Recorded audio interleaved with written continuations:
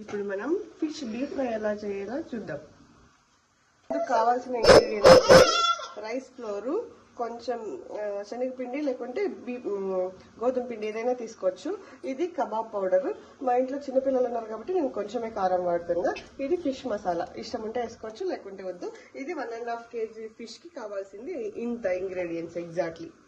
ఈ రెండు ఇప్పుడు బాగా కలుపుకొని మ్యారినేట్ చేసి పక్కన పెట్టుకోవాలి. చూడండి ఎలా కూర్చున్నారో. ప్లాస్టిక్ కంటైనర్ ఎందుకు తీసుకున్నానంటే మళ్ళీ కడిగేటప్పుడు ఈజీగా ఉంటుంది, స్మెల్ రాదు. అదే వేరే తీసుకున్నాం అంటే స్మెల్ ఎక్కువ వస్తుంది అనేసి నేను ఇది తీసుకున్నాను. చేయడానికోసం ఇవన్నీ ఇందులో వేసుకుంటున్నాను. తీసుకున్న ఇంగ్రీడియంట్స్ అన్ని ఇలా మిక్స్ చేసి ఇందులో బాగా మ్యారినేట్ అయ్యేలా కలుపుకోవాలి. కలుపుకున్న తర్వాత ఒక 10 minutes బయట అలాగే పెట్టుకుని మళ్ళీ మనం డీప్ ఫ్రై చేసుకోవచ్చు. కావాల్సిన పదార్థాలన్నీ బాగా కలిపేసి ఇలా మ్యారినేట్ చేసి 10 minutes లేదా హాఫ్ అన్ అవర్ మీరు రిక్వైర్డ్ టైంని బట్టి పెట్టుకోవచ్చు. ఇలా వస్తుంది మిక్చర్. టెక్స్చర్ ఎందుకు ఇంత వాటరీగా కలిపానంటే ఇది డీప్ ఫ్రై చేసుకోవాలి కదా, మసాలాస్ అన్ని బాగా పట్టాలని ఇలా కలిపి పెట్టాను. ఇలా ఆయిల్ తీసుకొని నేను కొంచెమే తీసుకున్నాను, ఎందుకంటే ఒకసారి వాడిని మళ్ళీ పడేస్తాను అందుకనేసి. ఇలా తీసుకుని ఇలా మ్యారినేట్ చేసుకున్న దాన్ని ఆయిల్ ఫ్రై అయిందో లేదో ఇలా చూసుకొని వేసుకోవాలి.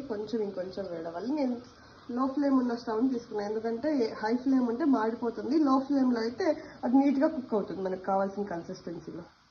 నూనె బాగా డీప్ ఫ్రై అయిన తర్వాత ఇలా నిదానంగా చూసి చేతిలో వేసుకోవాలి, నీట్గా వేసుకోవాలి.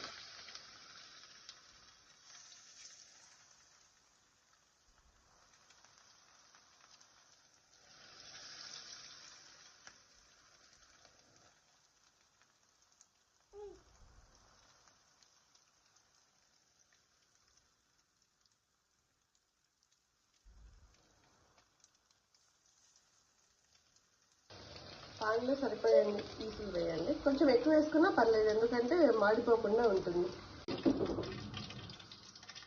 ఇలా ఆయిల్ అంతా వెళ్ళిపోయాక ప్లేట్లోకి తీసుకొని ఇలా సర్వ్ చేసుకొని చల్లారిన తర్వాత తినడం.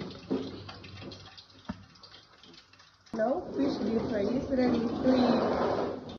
ఈ కలర్ వచ్చిన తర్వాత ప్లేట్లోకి సర్వ్ చేసుకొని తినడమే ఇంకా.